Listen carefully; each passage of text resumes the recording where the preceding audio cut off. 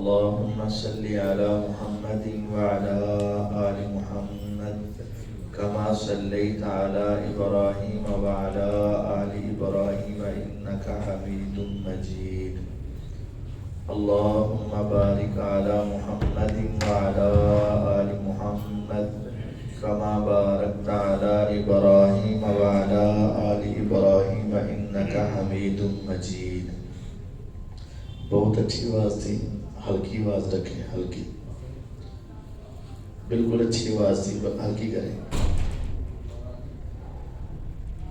رب اشرح لي صدري ويسر لي امري واحلل عقدة من لساني يفقهوا قولي واجعل لي وزيرا من اهلي. اعوذ بالله من الشيطان الرجيم. بسم الله الرحمن الرحيم. أرأيت الذي يكذب بالدين فذلك الذي يدع اليتيم ولا يحض على طعام المسكين فويل للمصلين الذين هم عن صلاتهم ساهون الذين هم يراءون ويمنعون الماعون. قرآن مجید فرقان حمید میں اللہ تبارک و تعالی نے 114 صورتیں نازل فرمائی ہیں. قرآن مجید میں 114 صورتیں ہیں اور ان کی 2 قسمیں ہیں. بعض کے آگے لکھا ہوتا ہے مکیہ، یہ مکی صورت ہے، اور بعض کے آگے لکھا ہوتا ہے مدنیہ، یہ مدنی صورت ہے. کیا آپ جانتے ہیں کہ مکی کسے کہتے ہیں اور مدنی کسے کہتے ہیں؟ ہمارے ہاں معروف ہے جو مکے میں نازل ہوئیں وہ کیا ہو گئیں؟ مکی. اور جو مدینے میں نازل ہوئیں وہ ہو گئی مدنی. یہی جانتے ہیں. اس میں تھوڑی سی غلطی ہے، یہ پوری بات درست نہیں. کیوں؟ کیونکہ حضور علیہ السلام مکے اور مدینے سے باہر بھی گئے ہیں. بدر جو ہے، میدان بدر، نہ وہ مکہ میں ہے نہ وہ مدینہ میں ہے. قرآن وہاں بھی نازل ہوا ہے، تو پھر وہ کیا ہوگا؟ کیا وہ بدری ہوگا؟ نہیں. حضور علیہ السلام تبوک کی جنگ لڑنے کے لیے بھی گئے، جو مدینے سے کئی 100 کلومیٹر کے فاصلے پر ہے.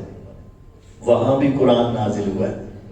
تو بہرحال سمجھ لیں، حضور علیہ السلام کی زندگی کے 2 بڑے حصے ہیں.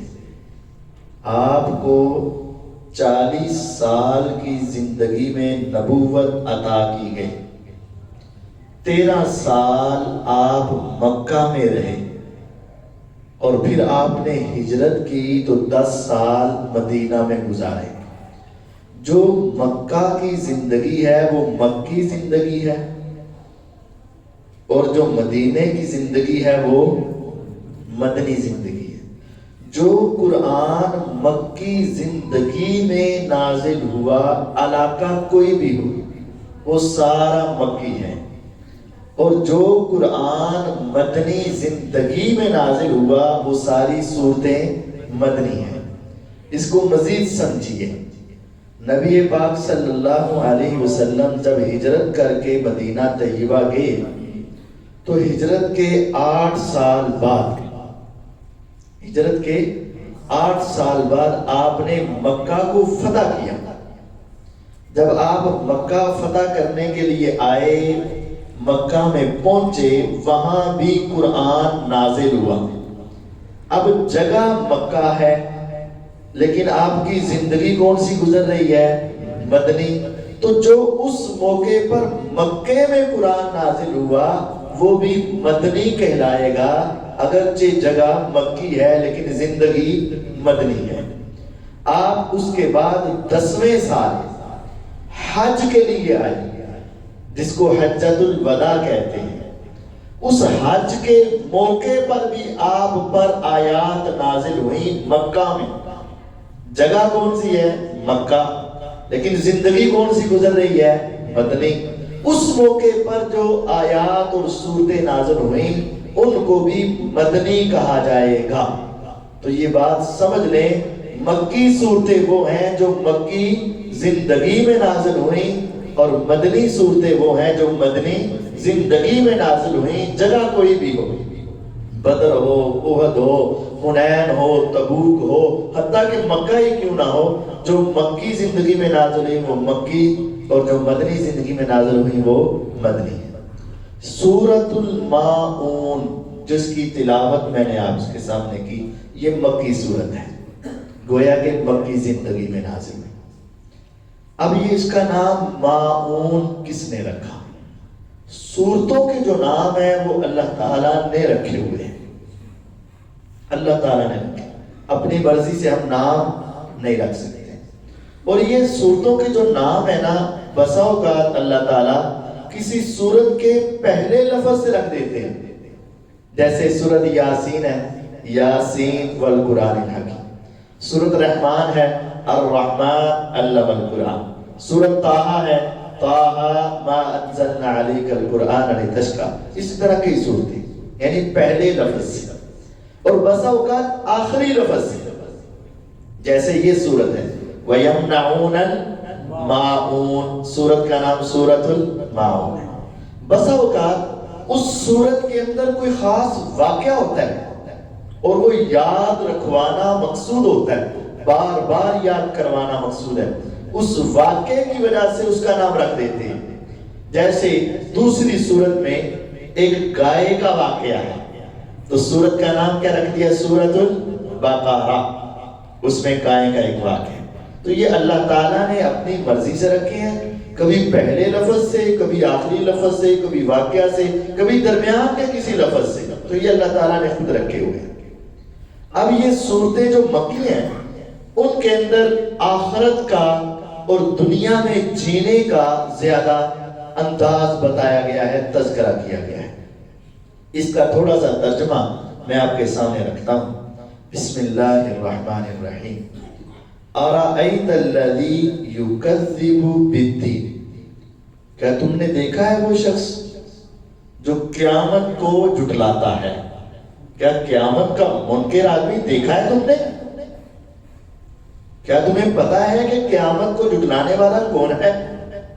اگر جاننا چاہتے ہو تو اگلی آیات پڑھ لو، تمہیں پتا چل جائے گا قیامت کے منکر کی نشانیاں کیا ہیں۔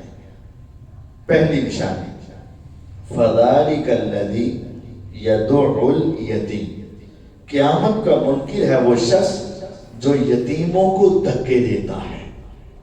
جو یتیم کو دھکے دیتا ہے وہ زبان سے مانے یا نہ مانے، حقیقت میں وہ انسان قیامت کا منکر انسان ہے،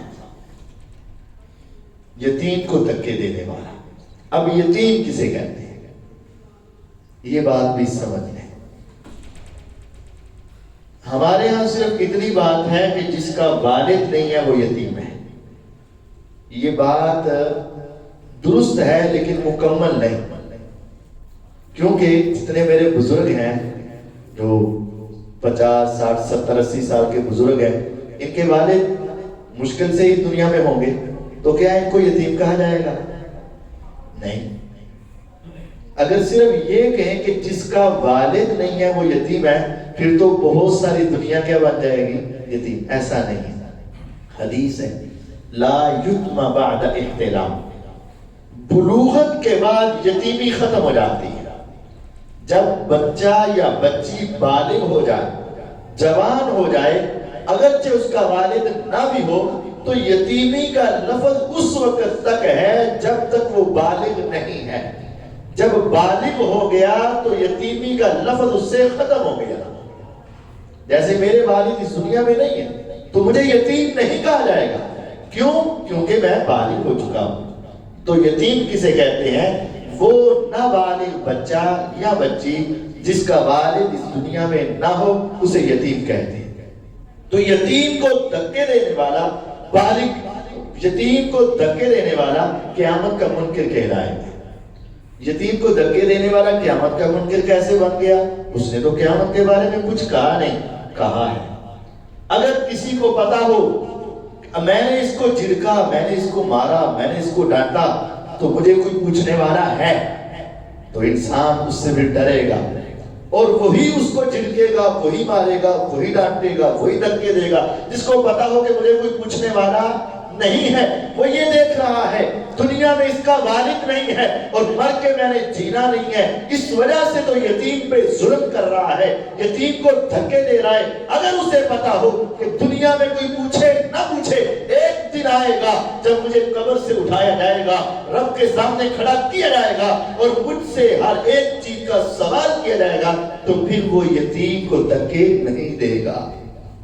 ان الذین یاکلون اموال الیتامی ظلما انما یاکلون فی بطونہم نارا وسیصلون سعیرا۔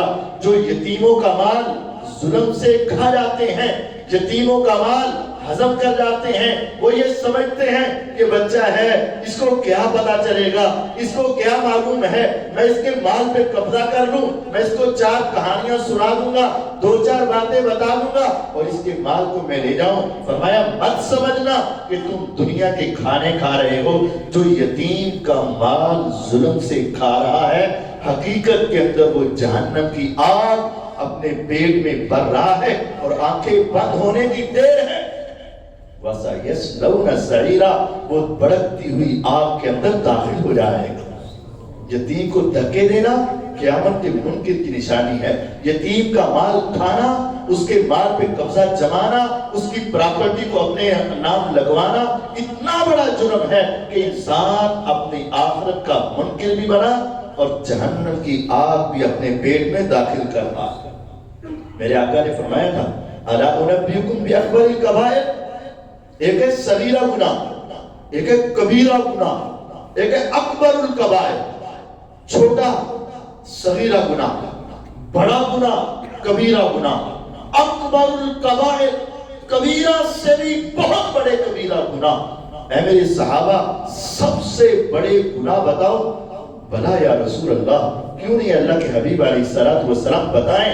فرمایا الاشراک باللہ وعقوق الوالدین وقتل النفس واکل مال الیتیم، یتیم کا مال کھانا کبیرہ سے بھی کبیرہ گناہ ہے، اکبر الکبائر گناہوں میں شامل۔ یتیم کا مال ہضم کر لینا یہ انسان کے لیے تباہی اور بربادی، یتیم کو دھکے دینا یہ قیامت کا انکار ہے، اور یتیم کو سینے سے لگانا، یتیم سے محبت کرنا، یتیم کا خیال رکھنا، یتیم کی پرورش کرنا کس قدر عظیم عمل ہے۔ آنا و کافر الیتیم کہاتین فی الجنہ، میرے آقا مدنی محمد الرسول اللہ صلی اللہ علیہ وسلم نے کس قدر عظیم بات ارشاد فرما دی۔ فرمایا روز قیامت میدان محشر انبیاء اولیاء شہداء صلحاء اتقیاء اور ساری دنیا کے بادشاہ جب ایک میدان میں جمع ہو جائیں گے، کوئی کسی کا پرسان حال نہ ہوگا۔ یوم یفر المرء من اخیہ وامہ وابیہ وصاحبتہ وبنیہ لکل امرئ منہم یومئذ شأن یغنیہ۔ اس روز ماں کی گود اس کو اپنی آغوش پہ نہیں لے گی، باپ سایہ نہیں کرے گا، والد اپنی اولاد کو دیکھ کر منہ موڑ لے گا اور بیٹا اپنی ماں سے جان چھڑائے گا، بہن بھائیوں سے انسان جان چھڑائے گا، دور بھاگے گا۔ فرمایا اس روز جب نفسا نفسی کا عالم ہوگا، میرے رب تعالی محمد الرسول اللہ صلی اللہ علیہ وسلم کو ایک حمد کا جھنڈا دیں گے، حمد کا جھنڈا۔ اس جھنڈے کی بلندی کو دیکھ کر پورے میدان محشر میں انبیاء جتنے بھی ہوں گے، فرمایا آدم فما سواہ تحت اللواء یوم القیامہ، آدم علیہ السلام، نوح علیہ السلام، ابراہیم علیہ السلام، موسیٰ علیہ السلام، عیسیٰ علیہ السلام، زکریا علیہ السلام، یحییٰ علیہ السلام، سارے نبی اور رسول میرے اس جھنڈے کو دیکھ کر دوڑتے ہوئے آئیں گے اور میرے پاس اکٹھے ہو جائیں گے۔ جمع ہو جائیں گے تو جہاں انبیاء آ کے جمع ہوں گے نا اور کوئی کسی کا نہیں بنے گا نا، فرمایا اگر اس دن تمہارا جی چاہے کہ میں محمد صلی اللہ علیہ وسلم کے پاس آ کے کھڑے ہو جاؤ، جہاں نبیوں کو جگہ مل رہی ہے، جہاں رسولوں کو جگہ مل رہی ہے، جہاں اللہ کے مقربین کو جگہ مل رہی ہے، اگر تم کسی علاقے میں رہنے والا، کسی محلے میں رہنے والا، کسی خاندان سے تعلق رکھنے والا، چاہے تیرے پاس دنیا کی کوئی ڈگری ہے یا نہیں ہے، لیکن اگر تو چاہتا ہے روزے قیامت مجھے محمد الرسول اللہ صلی اللہ علیہ وسلم کا ساتھ مل جائے، تو پھر ایک عمل کرنا، آنا وکافل الیتیم کہاتین فی الجنہ، میں اور یتیم کی پرورش کرنے والا دنیا میں، جنت میں اور میدان محشر میں ان دو انگلیوں کی طرح ہوں گے، ان دو انگلیوں کی طرح۔ وفرق بینہما، ایسے نہیں کیا، تھوڑا سا فاصلہ، یعنی وہ میرے انتہائی قریب آئے اور یہ دو انگلیاں بتائی، ایک بڑی ایک چھوٹی ہے، آقا بڑے ہیں بندہ چھوٹا ہوگا، اور یہ دو انگلیاں بتائیں گے۔ آپ نے دنیا میں دیکھا ہوگا کسی کے انگوٹھے کے ساتھ ایک انگوٹھا بڑھ جاتا ہے، کبھی کبھی کوئی انسان مل جاتا ہے۔ آپ نے کبھی دیکھا ہوگا چھوٹی انگلی کے ساتھ ایک انگلی بڑھ جاتی، دیکھی ہوگی کبھی، لیکن آج تک نہ میں نے نہ آپ نے ان دو انگلیوں کے درمیان کوئی تیسری انگلی کبھی دیکھی ہے؟ نہیں دیکھی۔ اگر تم چاہتے ہو دنیا تمہیں نہ بھی جانتی ہو، دنیا تمہیں نہ بھی پہچانتی ہو، دنیا تمہارے مقام اور مرتبے سے ناواقف ہی ہو، تم گمنام ہی آئے اور گمنام ہی چلے گئے، لیکن تیرے دل کی تمنا یہ ہے، تیرے دل کی سوچ یہ ہے، تیرے دل میں خیال یہ ہے، خدایا مجھے وہ نیکی عطا فرما، روزے قیامت میدان محشر جہاں نبی جمع ہو جائے، وہاں میرے جیسا کمزور انسان بھی آقا کے قریب جا کے کھڑا ہو جائے، میرے اور آقا کے درمیان جس طرح ان دو انگلیوں میں کوئی تیسری نہیں، میرے اور آقا کے درمیان کوئی بندہ نہ ہو، کوئی ایسی نیکی تو بتا دے۔ فرمایا آج دنیا میں کسی یتیم کی کفالت کر لو، کل میں محمد صلی اللہ علیہ وسلم کا تمہیں ساتھ مل جائے گا۔ اور یقین جانیے آج دنیا میں بڑی بڑی انویسٹمنٹ کرتے ہو، بڑی بڑی کاموں کے اندر پیسے لگاتے ہو، لیکن یہ ایک انویسٹمنٹ بھی کر لو، یہ ایک کام بھی کر لو، کتنی دیر ہے، 15 سالوں میں بچہ جوان تو ہو ہی جائے گا نا، بلوغت تک ہی ہے نا، یتیم کی پرورش ہے نا، تم اس کے اوپر پیسہ لگاؤ، اس کی تربیت کا، اس کے کھانے کا، اس کے پینے کا، اس کے رہنے کا انتظام تم کر دو۔ صرف سوچئے ہو خدایا اگر میرے 4 بچے ہیں، 5 بھی ہوتے تو میں نے پالنے تھے نا، 6 بھی ہوتے تو میں نے ان کے خرچے تو اٹھانے تھے نا، کسی ایک یتیم کے اوپر اپنا پیسہ لگانے دو۔ لازم نہیں ہے کہ اس کو اپنے گھر میں لے کر آؤ، جہاں بھی رہ رہا ہے کسی یتیم کی کفالت اپنے ذمہ لے لو، اس کی بلوغت تک تم پیسے اس کے اوپر انویسٹ کرو، اس کی تعلیم، اس کا کھانا، اس کا پینا، اس کی تربیت اپنے ذمہ لے لو، اللہ کو راضی کرنے کے لیے۔ پھر روزے قیامت یہ تمہاری پڑیا نکلے گی اور اللہ تمہیں بلا کے محمد الرسول اللہ صلی اللہ علیہ وسلم کا ساتھ عطا فرمائیں گے۔ سوچو نا آج ہمارے بچے ہوتے ہیں نا، ہم اپنے بچوں کو کتنی خوشیاں دیتے ہیں، وہ ہمیں سیر پر کہیں ہم سیر میں لے جاتے ہیں، ویکینڈ ہو جو ان کی خواہش ہو ہم ان کو کھلا دیتے ہیں، پلا دیتے ہیں، ہم ان کو لا کر دیتے ہیں، گرمیوں سردیوں کا خیال رکھتے ہیں، لیکن کبھی کبھی یہ بھی تو سوچا کرنا، مسجد میں آئے تو جھڑکے نہ مارا کر، ان کو دھکے نہ دیا کر، ان کے اوپر اپنا روب نہ جمایا کر۔ ہاں بڑے کا بچہ آئے تو اس کو بڑے پیار سے پوچھتے ہو تیرے بابا کا، ہاں اس کو سلام بھی کر دیتے، لیکن یتیم آئے تھوڑا سا شور ہی کر دے، تیرا ہاتھ اٹھ جاتا ہے کیونکہ اس کا باپ دنیا میں نہیں ہے۔ کبھی کبھی یہ خیال کیا کر اس کا ابو نہیں ہے نا، اس کے اس سر پہ محبت کا ہاتھ پھیر کے سینے سے لگا کے کبھی کسی دکان پہ لے جایا کر اور کہا کر بیٹا تیری خواہشیں سننے والا اگر آج دنیا میں نہیں ہے، تیری مرضیاں پوری کرنے والا اگر آج دنیا میں نہیں ہے، چل آ اس دکان پہ جو جی چاہتا ہے لے لے، تیرا چچا تیری خواہشات کو پورا کرے گا۔ اس کو کیا لے دو گے؟ 100 کی چیز لے دو گے، 200 کی لے دو گے، 300 کی لے دو گے؟ اللہ کی قسم کبھی جب تم دنیا میں بے چین ہو جایا کرو، جب تمہیں دنیا سے بے چینی اور کیفیت ایسی بن جائے، ہماری آپ کی کبھی کبھی ہوتی ہے، بولنے کو جی نہیں چاہتا، کسی کے ساتھ کوئی کام کرنے کو جی نہیں چاہتا، عجیب سی کیفیت بنتی ہے. اس موقع پر کسی یتیم بچے کو سینے سے لگا کے دکان پہ لے جا, اس کی مرضی کی ساری چیزیں لے کر اس کو بیچ دے, اللہ تمہیں ایسا سکون عطا فرمائے گا کہ یقین جانیے لاکھوں روپیہ خرچ کرنے سے وہ سکون تمہیں نہیں ملے گا جو یتیم بچے کو سینے سے لگا کے اس کو خوش کر کے اس کی مسکراہٹ کو دیکھ کر تمہیں سکون ملے گا. یہ سردیاں ہیں نا, اس کو ایک جیکٹ ہی لے دو. گرمیاں آئے نا, اس کو کوئی تھوڑی سی چیز دے دو. ہاں نہیں کلاسز اسکول کی شروع ہونا, اس کو پوچھ بیٹا بتا تمہیں کس طرح کا بیگ چاہیے, تمہیں کس طرح کی جیومیٹری چاہیے, تمہیں کیا چیز چاہیے. کبھی کبھی یتیموں کے سر پہ ہاتھ رکھ کے اپنی جیب سے نکال کے دیا کر, میرا اللہ بھی خوش ہو جائے گا. یتیم کی مسکراہٹ سے تیری دنیا بھی خوبصورت بن جائے گی. اگر یتیم کی پرورش کرو گے, یتیم سے محبت کرو گے, یتیم کا خیال رکھو گے, دنیا بھی کامیاب آخرت بھی کامران, اور روز قیامت یتیم کی کفالت کرنے والا محمد الرسول اللہ صلی اللہ علیہ وسلم کے ساتھ اس طرح کھڑا ہوگا, اور ان کو دھکے دینے والا, ان کے مال پہ قبضے کرنے والا, ان کی جائیداد کو سمیٹ کے کھانے والا, وَسَيَصْلَوْنَ سَعِيرًا, بڑھتی ہوئی آگ میں داخل ہو جائیں گے. اگر تم نے دیکھنا ہے کہ کون ہے جو قیامت پر ایمان لاتا ہے اور کون ہے جو قیامت کا منکر ہے, تو جو یتیم کو دھکے دے سمجھ لو وہ قیامت کا منکر ہے, اور جو یتیم کو سینے سے لگا لے سمجھ لو اس کو قیامت پر یقین ہے. آگے ارشاد فرمایا وَلَا يَحُضُّ عَلَىٰ طَعَامِ الْمِسْكِينِ. قیامت کے منکر کی دوسری نشانی یہ ہے, یہ مسکین کو کھانا کھلانے کی رغبت نہیں دیتا. مسکین کو کھانا کھلانے کی رغبت نہیں دیتا, خود تو کھلاتا ہی نہیں نا, کسی کو بھی کہتا نہیں, بلکہ اگر کوئی مسکین کو دینا چاہے تو یہ اس کو بھی روک دو, چھوڑ یار ان کا تو کام ہی یہ ہے, ان کی تو بس ہر ایک کے سامنے ہاتھ پھیلاتے ہیں, یہ تو بڑی دنیا اس کو دیتی ہے, تو رہنے دے. بعض لوگ خود نیکی کرتے نہیں اور جو کرنا چاہے اس کو بھی روک دیتے ہیں. تو یہ قیامت کا منکر.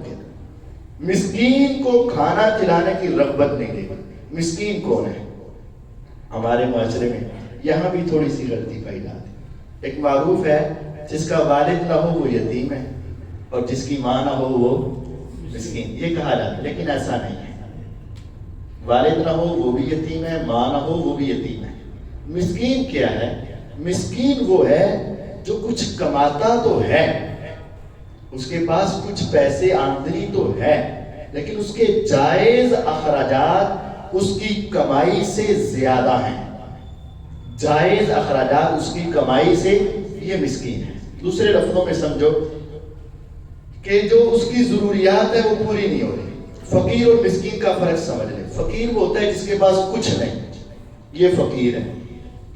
مسکین جس کے پاس کچھ ہے. مثال سے سمجھ لو, ایک بندہ محنت مزدوری کرتا ہے, کسی جگہ پہ کام کاج کرتا ہے, اس کی 18,000 15,000 تنخواہ ہے, اس کے 4 بچے ہیں, مکان کرائے کا ہے. اب وہ 5,000 کرایہ دے, 6,000 کرایہ دے, اس سے کم کرایہ کہاں دے سکتا ہے؟ کم از کم 5,000 ہوگا.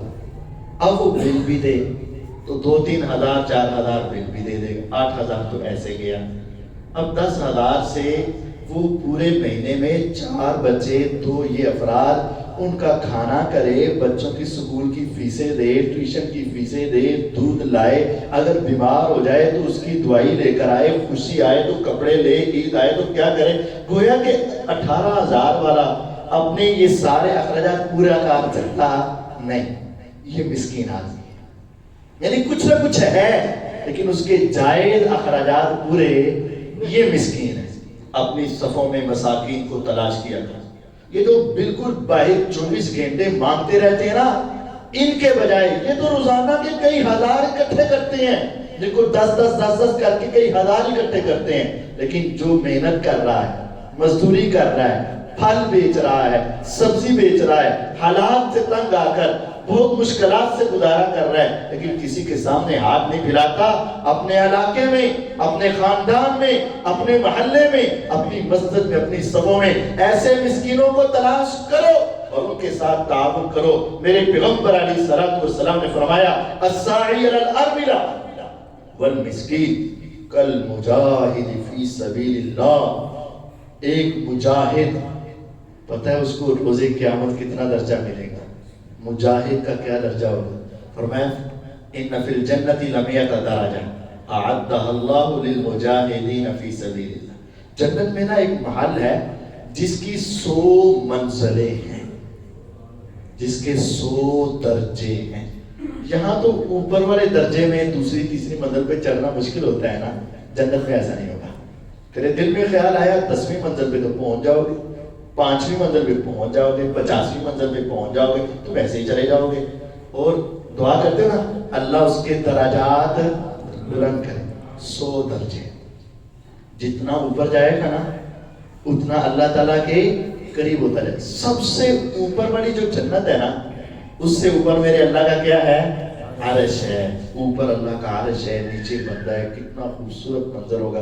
تو جنت میں 100 منزلہ محل ہے، 100 درجے ہیں۔ پتہ ہے ایک درجے کے درمیانی فاصلہ کتنا ہے؟ جتنا زمین سے لے کر آسمان کا ہے اتنا ایک منزل کے درمیانی فاصلہ ہے۔ یہ 12 فٹ پہ 13 فٹ پہ چھت ہے نا، وہ زمین سے آسمان، پھر زمین سے آسمان، پھر زمین سے آسمان، پھر زمین سے آسمان، یوں سمجھو 100 مرتبہ زمین سے آسمان تک آئیں، اتنا بلند محل ہے، 100 اس کی منزلیں ہیں۔ اللہ نے مجاہد کو دینا ہے۔ اللہ نے کس کو دینا ہے؟ خدایا میں تو کمزور ہو چکا، بوڑھا ہو چکا، میرے اعضاء کمزور ہو چکے، میں تو جہاد کے میدانوں میں نہیں نکل سکتا۔ خدایا میرے حالات اور معاملات ایسے، میں تو میدان جہاد میں نہیں پہنچ سکتا۔ اللہ آج کے حالات ایسے، میں میدان جہاد میں نہیں پہنچ سکتا، لیکن میرا دل یہ تڑپتا ہے، میری خواہش یہ ہے کاش میں بھی ایسا عمل کروں کہ مجھے مجاہد کے برابر 100 منزلہ محل جنت میں مل جائے۔ 100ویں منزل کے اوپر تیرا عرش ہو، میں تیرے قریب ہو کر جنت میں پہنچ جاؤں۔ اللہ کوئی ایسا طریقہ تو بتا دے۔ میرے آقا نے ارشاد فرمایا ہاں ایک طریقہ ہے، الساعی علی الارمل والمسکین، جس کے حلال کما، محنت سے کما، مزدوری کر کے لا، چاہے تھوڑا ہو چاہے بوتا ہو، اپنے رزق میں سے تھوڑا سا نکال کے کسی بیوہ کے ہاتھ پہ رکھ دینا، کسی مسکین کے ہاتھ پہ رکھ دینا، لیکن یاد رکھنا اس کی عزت کا سودا نہ کرنا، اس کی عزت کو نیلام نہ کرنا۔ کبھی ایسا نہ ہو کہ وہ بیچارہ اپنی عزت کو بچاتا رہ جائے اور تو اپنے نام کی تختیاں اور اپنے نام کی پوسٹیں بنا بنا کر اس کی عزت کا جنازہ نکالتا رہے۔ ثواب کے بجائے گناہ نہ کمانا، اپنے نام کے اوپر لکھ لکھ کر حاجی صاحب تقسیم کر رہے ہیں، فلاں صاحب راشد دے رہے ہیں، فلاں بیوہ کو دے رہا ہے، فلاں مسکینوں کو دے رہا ہے۔ پوری دنیا میں اس کو ذلیل نہ کرنا، رزق حلال تو کما لینا، چاہے 100 ہی دے لیکن بیوہ پہ احسان نہ کرنا، چاہے 10 ہی دے لیکن مسکین کو دے کر اس کے اوپر احسان نہ کرنا، یتیموں کو دے کر، مسکینوں کو دے کر، بیواؤں کو دے کر ان کا شکریہ ادا کرنا۔ میرے آقا فرماتے ہیں جو ان کو یہ دے گا اللہ اس کو بھی مجاہد کے برابر ثواب عطا فرمائے گا۔ ایک مجاہد اپنی جان کو لے کر، اپنی صحت کو لے کر، اپنی جوانی کو لے کر دنیا کو چھوڑ کے، رشتہ داروں کو چھوڑ کے، والدین کو چھوڑ کے، اولاد کو چھوڑ کے، دنیا کی رنگینیوں کو چھوڑ کے، مال و متاع کو چھوڑ کے، سارے کاروبار، ساری جائیداد کو چھوڑ کے میدان میں گیا اللہ کے لیے، دشمن سے ٹکرایا، جو ثواب اس کو مل رہا ہے تو نے رزق حلال کما کے دائیں نے دیا، بائیں کو پتہ نہ چلا، 10 دیے چاہے 100 دیے، تو نے اس کو دیا۔ دینے والا لینے والا وہ رب جانتا تھا۔ فرمایا تیرے اس پیسے کی یہ قدر ہے کہ اللہ تجھے مجاہد کے برابر ثواب عطا کرے گا۔ یقین جانیے ہمارے ہاں شیطان نے بڑا داؤ لگایا ہے، اس موبائل کے فتنے نے بھی بڑا داؤ لگایا ہے۔ ہمارے ہاں دیا تو جاتا ہے، بہت دینے والے موجود ہیں، لیکن گمراہی ہے، تباہی ہے، بربادی ہے۔ آپ دیکھ رہے ہیں فیس بک کے اوپر کیا نہیں ہوتا، آپ دیکھتے ہیں نیٹ کے اوپر کیا نہیں ہوتا۔ تھوڑا سا راشن تقسیم ہوتا ہے پورے محلے میں نیلام کیا جاتا ہے۔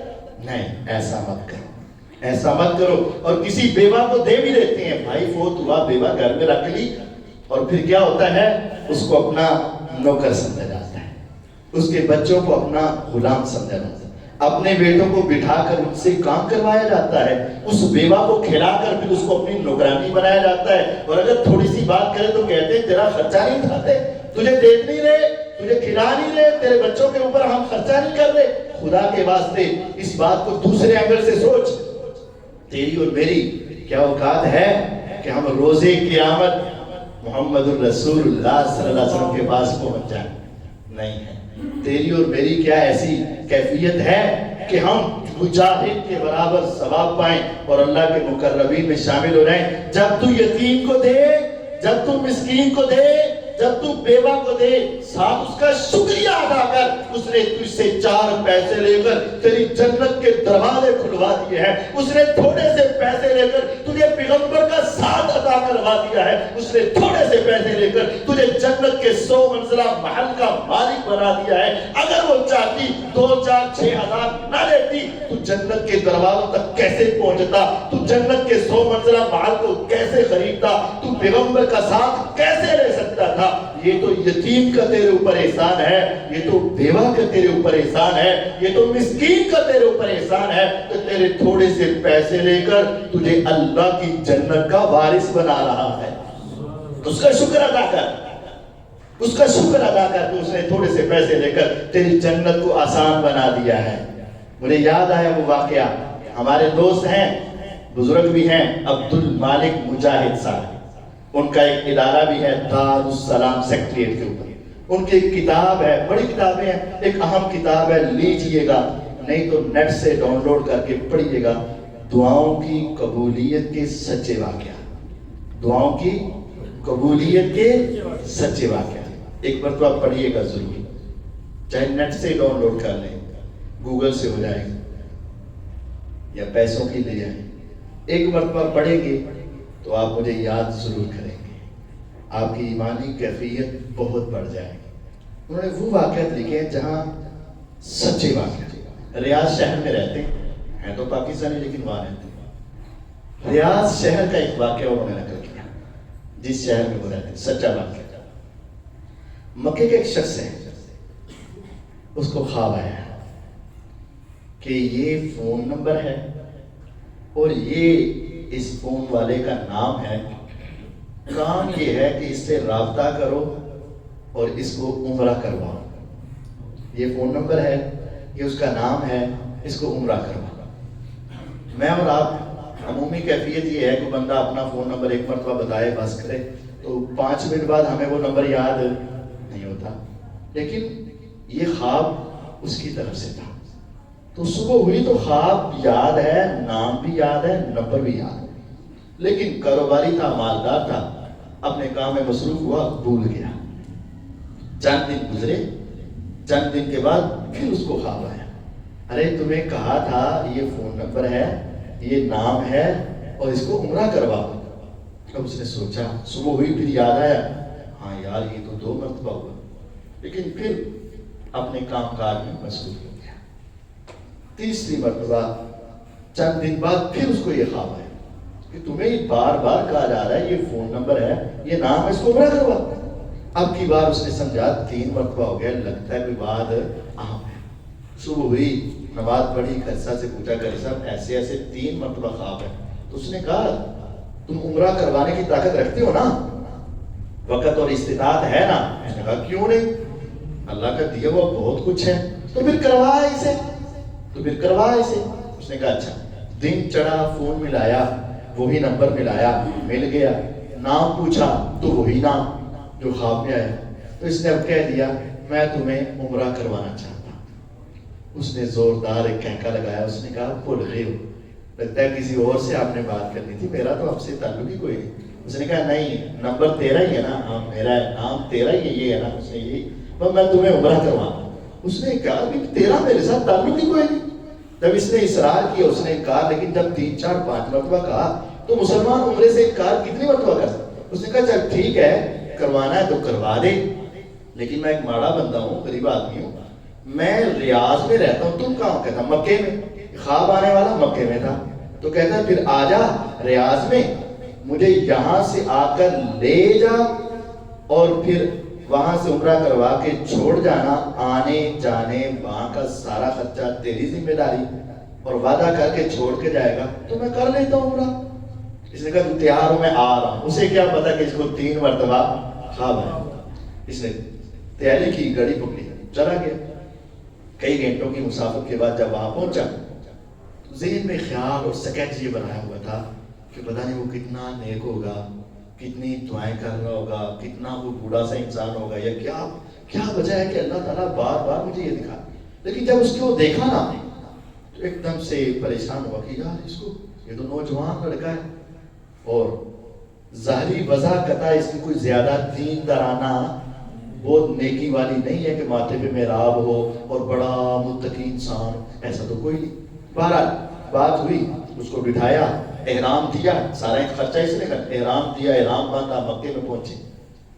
بندہ مومن جب پہلی مرتبہ بیت اللہ کے نظارے کو دیکھتا ہے روح کانپ جاتی ہے، آنکھیں برس جاتی ہیں، ایمانی کیفیت پڑ جاتی ہے. خدایا ہمیں وہ ساری خوشیاں نصیب فرما. ہم جو گئے ہیں اللہ ان کو بار بار لے جا، جو نہیں جا سکے ان کو بھی لے جا. جو گئے ہیں ان کو پتا ہے کہ جب پہلی مرتبہ بیت اللہ کو دیکھتے ہیں تو کیسے ایمانی کیفیت بڑھ جاتی ہے اور بے ساختہ انسان کی آنکھوں سے آنسو نکل آتے. خدایا یہ تیرا گھر ہے، یہاں تک پہنچنے کے لیے کتنی دیر سے میں تڑپ رہا تھا. لیکن ہوا یہ کہ جب یہ یہاں پہنچا تو اس کی کوئی کیفیت نہیں بدلی. اور کہتا ہے پھر میں نے عمرہ کرنا شروع کیا، طواف کیے تو بندہ مومن تو بڑے جذبات سے طواف کر رہا ہوتا ہے، لیکن اس کے اوپر وہ خاص کیفیت تاری نہیں جس کو میں عمرہ کروا رہا تھا. اب میں اندر سے نا تھوڑا سا گھٹنے لگا، یار یہ کیا. لیکن اسے کیا پتا تھا کہ پہلے یہ گناہوں کی دلدل میں ہے، ابھی اس کو ریگ مار لگ رہا ہے، ابھی یہ پالش ہو رہا ہے، ابھی اس کے گناہ جڑ رہے ہیں، ابھی اس دلدل سے نکل رہا ہے. کہتے میں نے طواف کیا، اس نے طواف کیا، میں نے مقام ابراہیم پہ نماز پڑھی، اس نے بھی پڑھی. اب مجھے نا اس کے جان چھڑانے کی سوچنے لگا، یار جلدی جلدی کروں.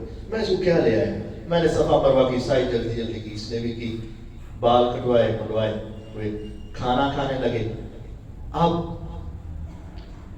جب کھانا کھا رہے ہیں نا تو اس نے عمرہ کیا تھا اور میرے آقا نے فرمایا عمرہ کرنے کی وجہ سے زندگی کے پہلے گناہ معاف ہو جاتے. اب اس کے سارے گناہ ختم ہو چکے تھے، اب اس کے اندر سے ایمان کی شمع روشن ہو چکی تھی، اب وہ گناہوں کی دلدل سے باہر نکلا تھا، اب اس کا دل پاک اور صاف ہو چکا تھا. تو کھانا کھاتے ہوئے کہتا ہے یار اگر اجازت ہو تو میں 2 رکعت نفل اندر جا کے پڑھنا ہو. اس نے کہا میں پہلے دیکھ رہا تھا تجھے کوئی شوق ہی نہیں ہے، تو اگر تیرے دل میں ہے تو پڑھا. تو کہتا ہے وہ اندر گیا تو میں بھی اندر چلا. تو جب اندر گئے نا تو کہتا ہے سیڑھیاں نیچے اتر کے مطاف میں چلا جاؤں جہاں قریب جا کے مقام ابراہیم کے پاس. میں نے کہا پڑھ لے، اس سے اچھی کون سی بات ہے کہ اب تیرے دل میں یہ خیال آ رہی ہے. تو وہ وہاں گیا، اسے کیا پتا کہ اب اس کا دل صاف ہو چکا ہے، یہ گناہوں سے پاک ہو چکا ہے، اب ایمان اپنی پوری توانائی کے ساتھ عروج تک پہنچ رہا ہے. جب اس نے قیام شروع کیا نا اب اس کا اللہ سے رابطہ جڑ گیا، اللہ سے تعلق ہو گیا. اب اپنی زندگی کو سوچ کے نماز پڑھ رہا ہے، رکوع سجدہ لمبا سجدہ اور لمبا اور لمبا. جب کافی لمبا ہوا کہتا میں نے تو سوچا 2 منٹ لگائے گا جان چھوڑ جائے گی، لیکن جب کافی لمبا سجدہ ہوا تو مجھے تھوڑی سی تشویش ہوئی. میں نے قریب جا کے تھوڑا سا ہلایا تو کیا دیکھا کہ اس کی روح پرواز کر چکی. اب میں حیران ہوا، اب مجھے اس کے بارے میں خیال آیا، خدایا یہ تیرا کون سا بندہ ہے، تو نے کہاں سے بلایا، کہاں پہنچایا، کیسے اس کو عمرہ کروا کے صاف کر کے پھر حالت سجدہ میں تو نے سر رکھوا کر زبان سے اپنی تعریفیں اور معافی کے کلمات نکلوا کر تو نے اس کو اپنے پاس بلایا. جس حالت میں مرو گے اسی حالت میں جیو گے، جس حالت میں مرو گے اسی حالت میں اٹھو گے. کوئی مرے گا تو شراب پیتا ہوا، کوئی مرتا ہے تو زنا کرتا ہوا، کوئی مرتا ہے تو چوری کرتا ہوا، کوئی ڈھاکے مارتا ہوا، کوئی اور فول بکتا ہوا، کوئی زبان سے گانے گاتا ہوا، کوئی قوالی کے کلمات کہتا ہوا. اب مجھے اس کے اوپر رشک آنے لگا کہ میں تیری عظمت بے قربان، جب تو اس دنیا سے گیا ہے تیرے سارے گناہ معاف ہو چکے تھے، جب تو اس دنیا سے گیا ہے تیرا سر سجدے میں رکھا ہوا، زبان سے اللہ کی تعریف کے کلمات، جب تو روزے قیامت اٹھے گا سر سجدے میں ہوگا, زبان اللہ سے معافیاں مانگ رہی ہوگی اور تعریفیں کر رہی ہوگی. اب مجھے اس کے اوپر رشک آنے لگا, خدایا کہ تیرا کون سا بندہ تھا کہ تو نے کہاں سے بلا کے کس طرح صاف کر کے سر سجدے میں رکھوا کے اپنے پاس بلا لیا. اب مجھے اس سے محبت ہونے لگی. وہاں کی انتظامیہ آئی, اس کو پکڑا, اس کو غسل دیا, کفن دیا, اور وہاں لاکھوں لوگوں نے اس کا جنازہ پڑھا. ورنہ اس کا کوئی یہاں آ کے جنازہ پڑھتا نہ پڑھتا. جنازہ ہوا تو میں انتظامیہ کے پاس گیا, میں نے اس کو ساری رودات سنائی اور میں نے کہا کہ میرا اس سے وعدہ تھا کہ میں اس کو واپس چھوڑ کے آؤں گا. زندگی موت کی بات تو نہیں تھی, واپس چھوڑنا تو ضرور تھا, میں اس کو واپس چھوڑنا چاہتا ہوں. انہوں نے میت میرے حوالے کی, میں ان کو چھوڑنے کے لیے وہاں پہنچا, وہاں جنازہ ہوا, پڑھا, دفن کیا, میں واپس آیا. لیکن یہ بات بار بار میرے دل کے اوپر اس طرح کلک کر رہی ہے, آخر کچھ تو تھا نا, آخر کچھ تو ہے نا, آخر کوئی بات تو ہے نا, کیوں میرے رب نے اس کو ایسے بلایا.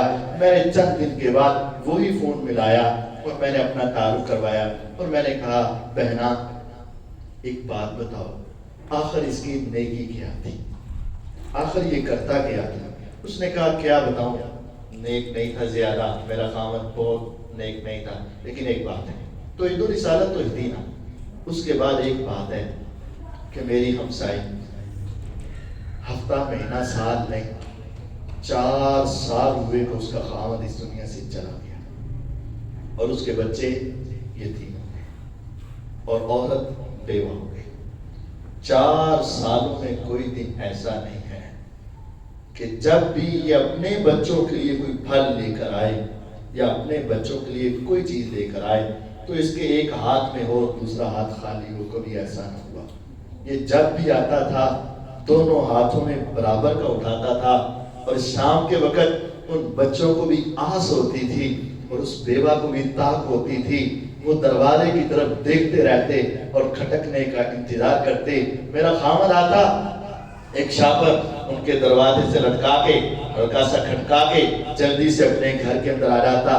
بچے لپکتے دوڑتے ہوئے آتے, بیوہ بھی آتی, دروازے کو کھولتی, بچوں کی خوشیاں بن جاتی. وہ اس چھاپر کو اتار کے صرف ایک ہی بات کہتی, خدایا تو دیکھ رہا ہے میرے پاس اس کو دینے کے لیے کچھ نہیں, لیکن صرف ایک ہے مالکا, جس طرح یہ بندہ ہماری دنیا سنوار رہا ہے تو اس کی آخرت کو سنوار دے. مجھے یقین ہے اس بیوہ کی نکلی ہوئی دعائیں اور ان بچوں کے نکلے ہوئے کلمات نے میرے خامد کی دنیا کو بھی سنوار دیا ہے, آخرت کو بھی سنوار دیا ہے. وَلَا يَحُضُّ عَلَىٰ طَعَامِ الْمِسْكِينِ, مسکینوں کو کھانے سے روکنے والا قیامت کا منکر ہے, اور مسکینوں کو کھلانے والا اللہ کا محبوب بن جایا کرتا ہے. بیواؤں کو کھلانے والا, یتیموں کو دینے والا اللہ کا محبوب بن جاتا ہے, اور ان سے روکنے والا قیامت کا منکر بن جاتا ہے. آگے میرے اللہ تعالیٰ ارشاد فرماتے ہیں فَوَيْلٌ لِّلْمُصَلِّينَ, ہلاکت ہے, جہنم ہے نمازیوں کے لیے. یا رب نماز تو جنت کی چھاپی ہے, نماز تو جنت میں لے جانے والا عمل ہے. پہلا سوال ہی روزے قیامت نماز کا ہوگا, اور یہاں یہ کہا گیا کہ نمازیوں کے لیے تباہی اور ہلاکت. ایسا کیوں ہے؟ فرمایا ہر نمازی کے لیے نہیں, آگے پڑھو کن نمازیوں کے لیے ہلاکت, الذین هم عن صلاتهم ساہون, جو نمازی اپنی نماز سے غافل ہیں, اس نمازی کے لیے تباہی اور بربادی. نمازی نماز سے غافل ہے, کیا مطلب؟ نمازی نماز سے غافل کے 4 مطلب ہیں. ایک مطلب یہ ہے کہ کبھی 1 پڑھی, کبھی 2 پڑھی, کبھی 3 پڑھی, کبھی 5 پڑھی, اور کبھی 1 بھی نہ پڑھی, یہ اپنی نماز سے غافل ہے. نمازی اپنی نماز سے جو غافل ہے اس کے لیے تباہی اور بربادی. آپ غور کیجئے گا, ہمارے معاشرے میں اکثر ایسا نہیں, یہی مسجد ہوتی ہے اور یہی محلہ ہوتا ہے اور یہی مسلمان ہوتے ہیں, جمعے کے اندر کہاں تک پہنچ جاتے ہیں. کیا انہی مسلمانوں پر باقی نمازیں فرض نہیں ہیں؟ کیا رمضان کے مہینے میں کوئی نئی مخلوق ہمارے ملک میں آ جاتی ہے یا نئے مسلمان پیدا ہو جاتے ہیں؟ نہیں بھائی نہیں. یہی گھر ہوتے, یہی محلہ ہوتا ہے, یہی افراد ہوتے ہیں, یہی مسلمان ہوتے ہیں, وہ زیادہ آ جاتے ہیں, باقی دنوں میں کیوں نہیں آتے؟ فَوَيْلٌ لِّلْمُصَلِّينَ, ایسے نمازیوں کے لیے تباہی ہے, ایسے نمازیوں کے لیے جہنم ہے, الَّذِينَ هُمْ عَنْ صَلَاتِهِمْ سَاهُونَ, جو اپنی نمازوں سے غافل ہے. آقا معراج کی رات آسمانوں پر گئے, واپس آئے. موسیٰ علیہ السلام نے پوچھا, اے بیٹے, اے نبی, کیا ملا؟ صلی اللہ علیہ وسلم فرمایا, آپ نے خوشی سے, اے موسیٰ علیہ السلام, 50 نمازوں کا تحفہ ملا. آپ نے فرمایا, آپ کو کیا پتا, میں نے اپنی امت کو بڑا آزمایا ہے, ابھی وقت ہے, جلدی سے چلے جائیے گا, 50 سے کم کروا رہے, امت نہیں مانیں گی. حضور کو اپنا کوئی مسئلہ تھا؟ نہیں. اللہ کی قسم, حضور کے اوپر 50 کیا 60 بھی ہو جاتی تو حضور روزانہ پڑھتے. لیکن آپ کو کیا کہا گیا کہ آپ کی امت سے یہ 50 پڑھنا کیا ہو جائیں گی, مشکل ہو جائیں گی. ہم اللہ سے جا کے تھوڑی کروا لیں, آپ چلے گئے, میرے رب نے 5 معاف کر دی, آپ خوشی سے واپس آ گئے. صحیح مسلم کی روایت سنا رہا ہوں. واپس آئے تو کہا موسیٰ علیہ السلام نے, اے بیٹے, اے نبی, کیا بنا؟ کہا 5 معاف ہو گئے. اے بیٹے, ابھی 45 ہیں. ابھی بہت ہیں, امت سے نہیں پڑھی جائیں گی, دوبارہ چکر لگا لو. حضور گئے, 5 اور معاف. خلاصہ سنانا چاہتا ہوں, مختصر کرتا ہوں. حضور نے 9 چکر لگائے. کتنے؟ 5 کرتے معاف ہوتی گئی, 45 معاف ہو گئی. آپ ایمان سے بتائیے گا, اگر آپ کی دکان ہو, آپ کے ساتھ ایک اور دکان ہو, میں آ جاؤں, آپ میرا بڑا حیا کریں گے, لیکن میں کہوں یار ساتھ والے سے سفارش کر دے, تھوڑی سی چیز کم کر دے. آپ کو کر سب, ہاں جی ہم جانتے ہیں آپ کے ساتھ محبت ہے, یار ان کو کم کر دیں, کوئی مرتبہ کم کر دے گا. دوبارہ میں کہوں یار اس سے پھر آگے کو ذرا اور کم کر دیں, آپ شاید دوبارہ چلے جائیں, شاید تیسری مرتبہ چلے جائیں, لیکن تیسری کے بعد کہیں کر سب بس کرو, ہم ان ہوتے جان لگے ہیں, شرم آتی. لیکن اللہ کی قسم, میرے آقا اس امت کے لیے کتنے چکر لگائے؟ 9 چکر لگائے. جب 9 کے بعد 5 رہ گئی, 1 2 3 4 5 6 7 8 9 چکر لگائے, 9 کے بعد 5 رہ گئی. تب موسیٰ علیہ السلام نے کہا, حضور ایک چکر اور لگا لو. اس وقت آپ نے کہا کہ اے موسیٰ علیہ السلام, آپ مجھے 5 سے کم کرواتے ہوئے حیا آتی ہے, 5 سے کم کرواتے ہوئے, اور ہمیں 5 سے کم پڑھتے ہوئے حیا, اور بتاتے ہوئے کسی سے پوچھ رہا, ہاں جی کیا حال ہے, کہتے قاری صاحب جی ایک کدے کدی نہیں چھڑی تھی, باقی پر ٹائم نہیں ملتا, باقی وقت نہیں ہے, باقی ہماری مصروفیات ہے. اللہ کی قسم یہ تباہی ہے. فَوَيْلٌ لِّلْمُصَلِّينَ, ایسے نمازیوں کے لیے ہلاکت ہے جن کو 5 سے کم پڑھتے ہوئے حیا نہیں آتی ہے. اللہ کے ہاں وہ کیا منہ دکھائیں گے؟ میرے آقا تو کہتے مجھے 5 سے کم کرواتے ہوئے اللہ سے حیا آتی ہے. جب 9 چکر لگائے تو آسمان سے آواز آئی, حضور میرے اللہ تعالیٰ چاہتے نا تو پہلی مرتبہ 45 معاف کر سکتے تھے کہ نہیں, لیکن میں یہ سمجھا ہوں کہ میرا رب بھی چاہتا تھا حضور آتے رہیں, ملاقات ہوتی رہے, محبت بڑھتی رہے, بار بار پیار بڑھتا رہے, ایک چکر بھی لگے, محبوب محب کو دیکھے, محب محبوب کو دیکھے, آپس میں ملاقات ہو, آپس میں باتیں ہوں. آپ نے 9 چکر لگائے, پھر اعلان ہوا, حضور خوش ہو جائیے, امت کو کہہ دیے پڑھیں گے 5, میں رب ان کو ثواب 50 کا ہی عطا فرماؤں, 50 کا ثواب مل جائے گا. لیکن جو 5 سے کم پڑھنے والا, میں ان کے لیے تباہی اور بربادی, ان کے لیے ہلاکت ہے. غفلت کی دوسری شکل یہ ہے, الذین هم عن صلاتهم ساہون, جو اپنی نمازوں سے غافل ہے. اس کی دوسری شکل یہ ہے کہ بلا وجہ اپنی نماز کو لیٹ کر دیتے ہیں. وہ چل ٹھیک ہے پڑھ لیں گے, کوئی بات نہیں, خیر ہے پڑھ لیں گے, ارے بڑا ٹائم ہے پڑھ لیں گے. حدیث میں آتا ہے تلک صلاۃ المنافق, یہ منافق کی نماز ہے. ينتظر الشمس يترقب الشمس, سورج کو دیکھتا رہتا ہے کہ کب غروب ہو, بڑا ٹائم ہے بڑا ٹائم ہے بڑا ٹائم ہے, حتیٰ کہ جب وہ غروب ہونے کے قریب ہوتا ہے اٹھتا ہے, جلدی جلدی جا کے 4 ٹھونکے مارتا ہے. فرمایا یہ منافق کی نماز ہے, اور یہ اپنی نماز سے غافل انسان ہے. مجھے یاد آیا, ہمارے دوست ہیں, بڑے اچھے عالم دین ہیں, عبدالرزاق ساجد صاحب, بڑے اچھے عالم دین ہیں. انہوں نے خود مجھے یہ واقعہ سنایا. کہتے میں سفر پہ جا رہا تھا, تو ایک پیٹرول پمپ پہ میں نے گاڑی روکی, آگے لائن لگی تھی, 1 2 3 پیٹرول ڈلوا رہے تھے. جب میری باری آئی تو اس نوجوان نے نوزل کو رکھا, چل پڑا. میں نے ہارن دیا, میں نے کہا پٹرول ڈال. اس نے کہا ہمارے مالک نے ہمیں سمجھایا ہوا ہے کہ جب اقامت کا وقت ہو جائے سب کچھ چھوڑ کے نماز پڑھا کرو. وہ جماعت کے لیے افراد جمع ہو چکے ہیں, میں نماز پڑھتا ہوں بعد میں آتا ہوں, میں نماز پڑھتا ہوں بعد میں آتا ہوں. لائن لگی ہوئی. تو میں نے اسے کہا بھائی بات سن, تو نے نماز پڑھنی ہوگی, ہم تو مسافر ہیں, ہم نے تو پڑھی ہوئی ہے. اس نے کہا تم نے اپنا جواب دینا, میں نے اپنا جواب دینا ہے. آپ کو ضرورت ہے تو ٹھہر جائیں, نہیں تو چلے جائیں, میں نماز پڑھ کے آؤں گا. یہ اپنی نمازوں سے غافل. کہتے میں نے پہلے سوچا کہ یار کھڑے ہو کر کافی لگ جائے گا, تو 10 منٹ تو لگیں گے. پھر میں نے کہا نہیں, جو اپنے اللہ کو نہیں بھولتا ہم ایسے انسانوں کو نہیں بھولا کرتے. جو اللہ کے لیے جاتا ہے ہم اس کے رزق میں کمی نہیں کر سکتے ہیں. فویل للمصلین. آج ہماری کیفیت کیا ہے؟ کہا کھڑا چلو کوئی نہیں, 2 نمازیں کٹھے کر کے بھی جائز ہے, کوئی بات نہیں, 3 نمازیں رات میں کٹھے پڑھنا نہیں, ایسا نہیں. اپنی نمازوں سے غافل نہ ہو, ہر ممکن کوشش کر کے اس کو ادا کرو اور وقت پہ ادا کرو. اور جو اپنی نمازوں سے غافل ہے, کبھی 1 پڑھی, کبھی 2 پڑھی, کبھی لیٹ پڑھی, کبھی سویر پڑھی, کبھی نہ پڑھی, ایسے نمازیوں کے لیے تباہی اور بربادی.